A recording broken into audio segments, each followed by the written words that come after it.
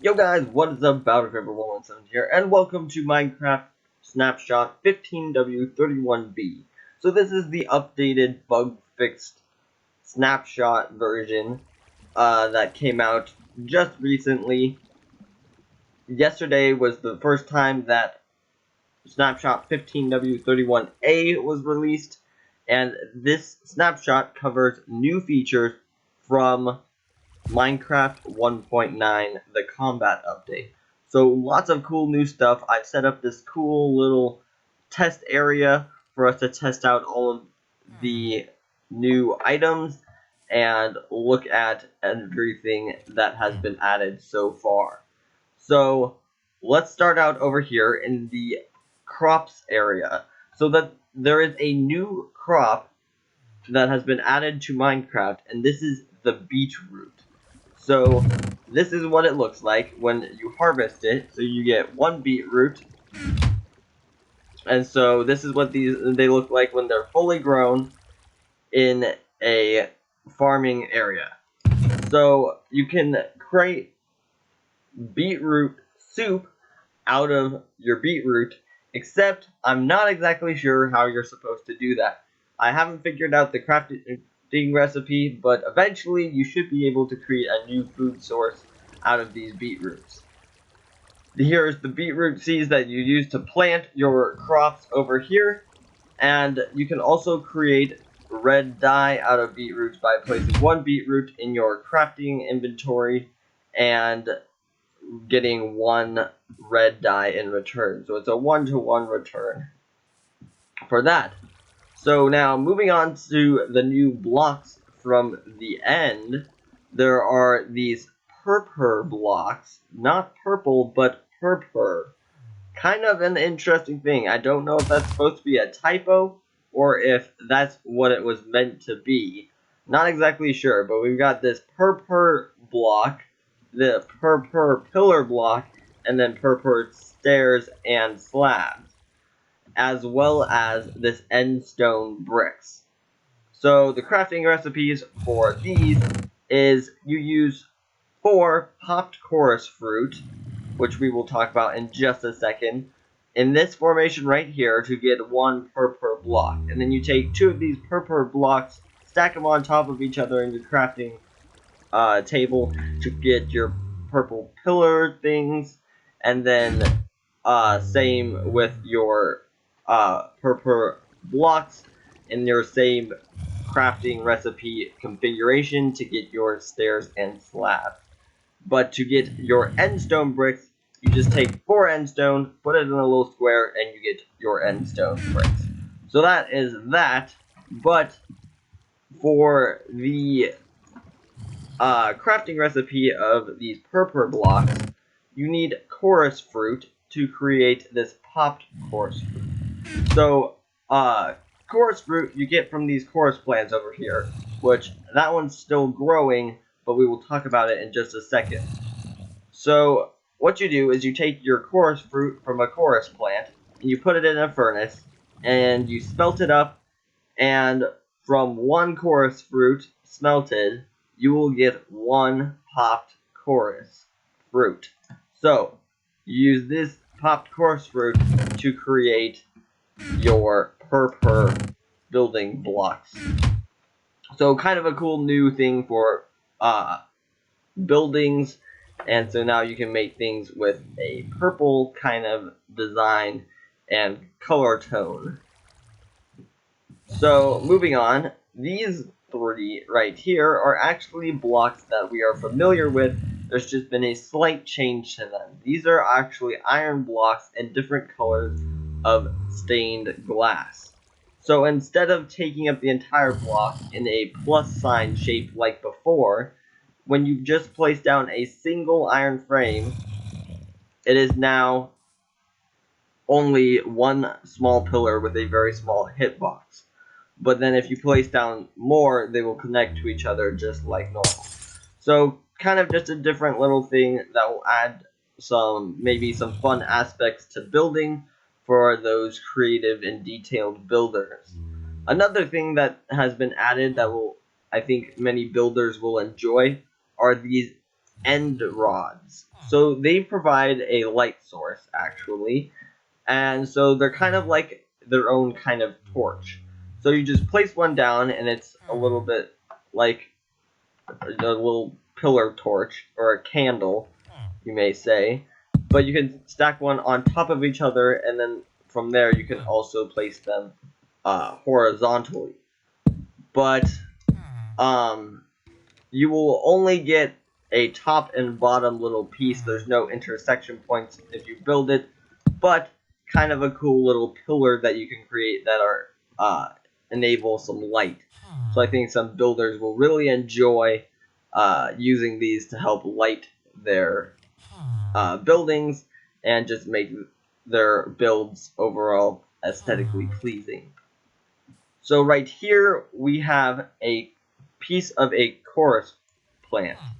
So this is what a chorus plant will look like with its texture, but this is what they will look like as they grow. You see, when I looked over at it earlier, it looked very differently than this. So these will grow anywhere in any dimension as long as you have a piece of end stone underneath it. What you need to do if you want to harvest and grow these, because these provide chorus fruit. This is how you get the chorus fruit to build those purple blocks. So what you need to do is, if you want to harvest these, you're going to need to harvest these chorus flowers that grow on the top of the chorus plant. Now, to get your chorus fruit that you may want, you just need to break the bottom block, and it will break all the blocks up. But you will not receive these chorus flower blocks from breaking the bottom of the block. And these chorus flowers are what you need to plant to grow a new chorus plant. So to obtain these, you will need to hand pick them, so you might need to pillar up and actually hand break these to receive it. So then you will receive a chorus flower, and you can place it on a piece of end stone in any dimension, and it will begin to grow, and you can create farms for these chorus plants. But now I'm going to demonstrate breaking the bottom block of this one. You break it, breaks all the way up, and then you receive some chorus fruit. Now you can eat this chorus fruit whether you are hungry or not, kind of like a golden apple. But we will be looking at that probably either in the end of the episode or in the second part of the video.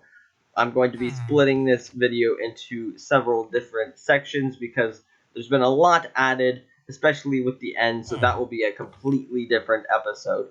In this episode, we're just going to be looking at some of the different new blocks and features.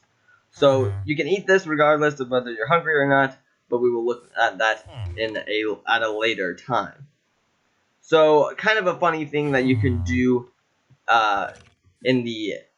with these new mob heads that they added an ender dragon head.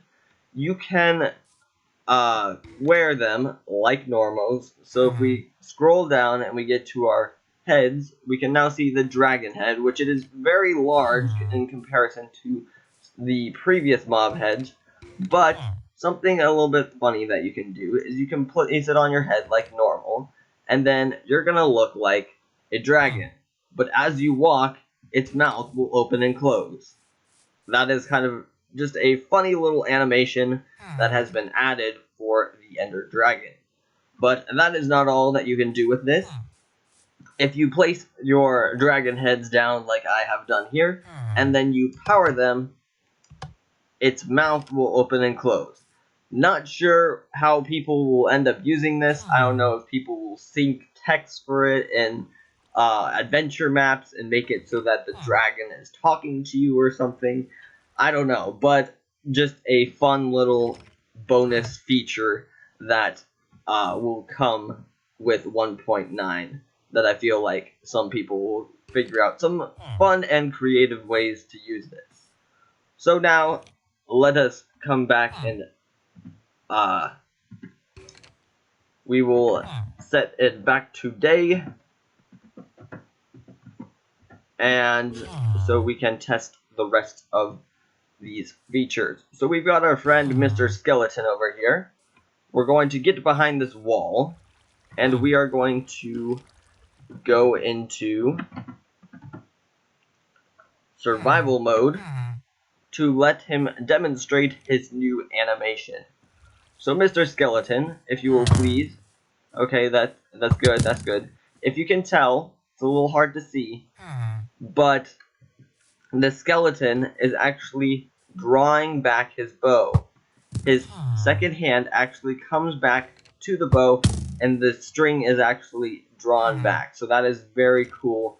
Indeed, we actually have gotten skeletons that have animated bow drawing action.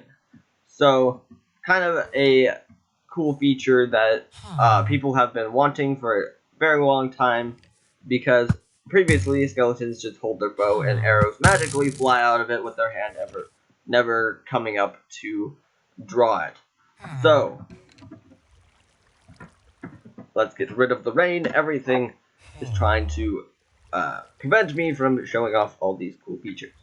And now let us go back into creative so that Mr. Skeleton is not shooting us for the rest of the episode, and let us look at the rest of these features. So the next one that we're going to be looking at is dual wielding. So we're going to get some of our things ready to show off dual wielding, and then we will see this awesome new feature. So, first off, we have dual wielding with swords. Now, this one is more cosmetic than anything else. So, you press F when hovering over something in your hotbar to swap it into your left hand. So, that is the crazy thing. There's the left hand in Minecraft. Some of you might be saying, what? Left-handed Minecraft? So, as you can see, this looks pretty awesome, having two swords in your hand. Which it definitely is. But sadly, the second sword doesn't really do anything. As you can see, I'm left and right clicking, and nothing is happening with my second sword. Now, that is because whatever you have in your right or dominant hand, you can actually switch if you are left-handed and prefer having your sword on the left as your dominant. Like if I wasn't dual wielding, you can see that the hand is on the right. If you want, you can set it to have your dominant hand be on the left for people that prefer that. But for whatever you have as your dominant hand, whatever item you have in that hand and not your dual wielding slot, it takes priority over the other item.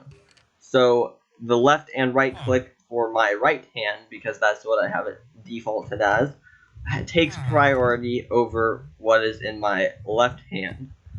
And so with sword, since it has both a left and right option, the sword in the second hand doesn't do anything, which is kind of sad, but at the same time it is understandable. So if you want, there are some things that you will be able to use both things at the same time. For example, a pickaxe does not have a right click option. So instead, when you right click, you will place a torch, because that is what you do with a right click. So this is really helpful for mining. So you could be mining along. When it gets dark enough, you can just go and place a torch as you're walking along. So you can just walk down your place, keep mining, place a torch, and just keep going. So that is an example. Since the dominant hand does not have a right click option, then the right click option falls to whatever is in your left hand. So for example, if we put the sword in our left hand, we can be mining and then block with the sword in our right hand, but we cannot attack with it. So that's kind of how the defaulting of the dual wielding works.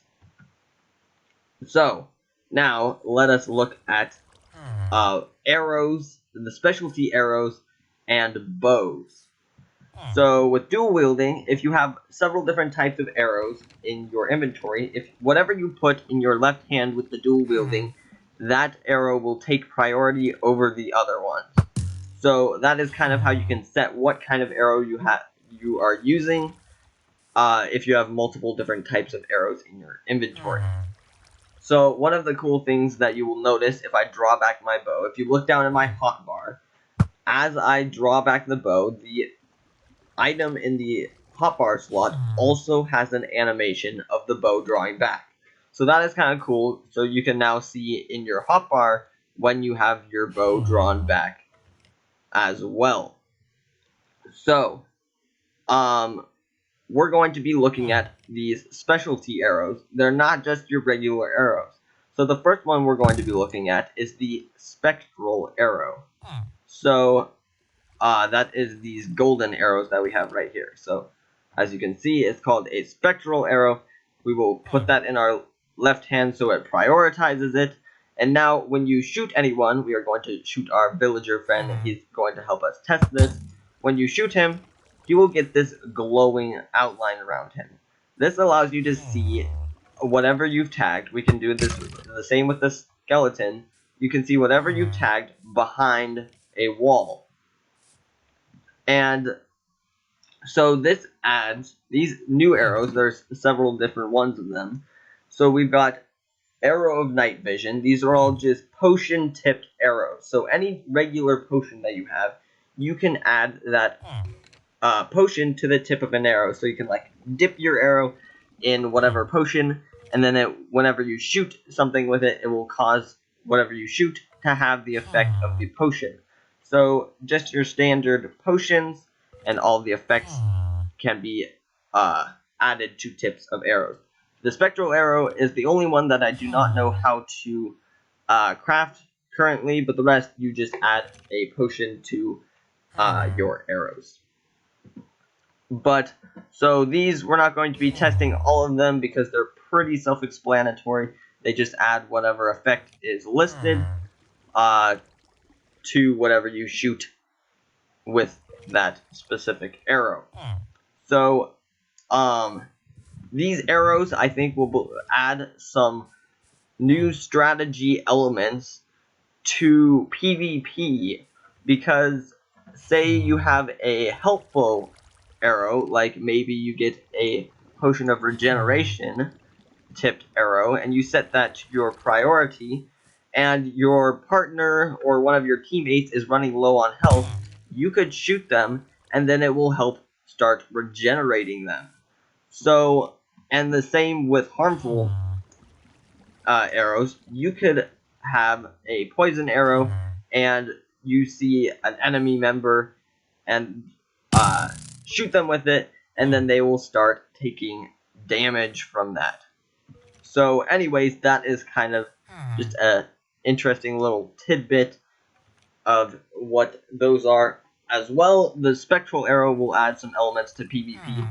If you are on separate colored teams, if you shoot an enemy team person, whoops, let me get my spectral arrows in there.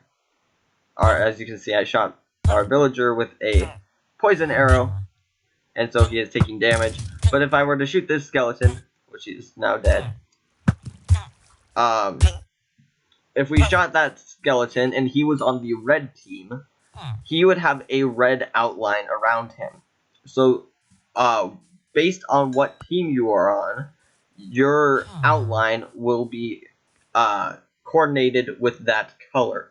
So that adds a very cool element to PvP, which I think a lot of the servers and different PvP map makers will have a lot of fun using these new arrows in different ways. Last but not least, we are going to be showing the potions heads-up display and the shulker mob. So you will be seeing a lot more of this shulker mob in the next couple parts of the episode when we take a look at what all has been added to the end, because these are an end-based mob.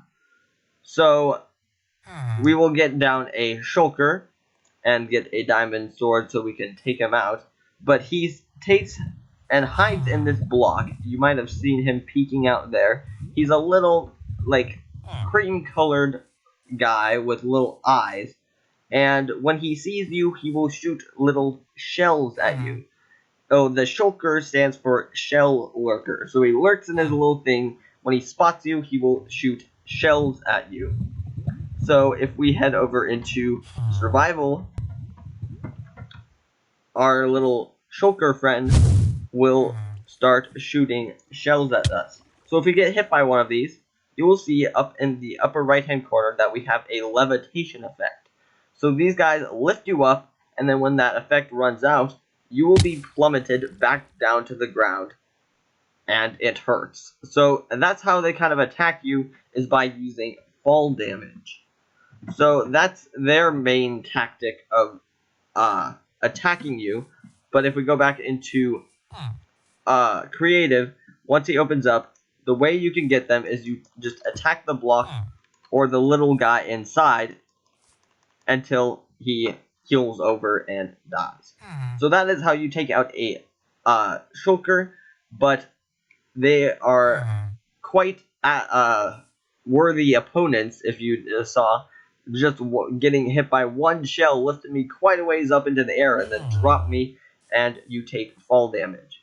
But you might have seen that levitation effect up in the upper right hand corner. That was an example of the potion effects heads-up display. So if I drink this potion of regeneration, you will see that a little regeneration heart has appeared up in the top.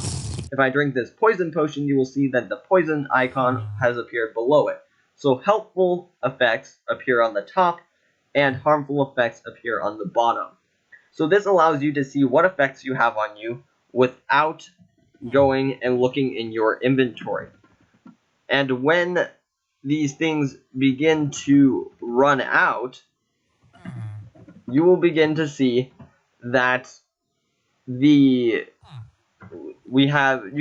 you need to look for how long it's going to last, you can look in your inventory. But as they begin to run out, they begin to flicker. You can see that with the poison. That indicates to you that the effect is running out.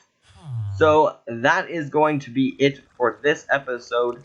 I think I've covered pretty much all of the new additions for blocks and different items and animations, as well as the new arrows and some of the combat systems. So I hope you all have enjoyed. Stay tuned for the next episode where we go to the end and check out a little bit of the new Ender Dragon battle and the new the crazy new stuff that's been added to the end.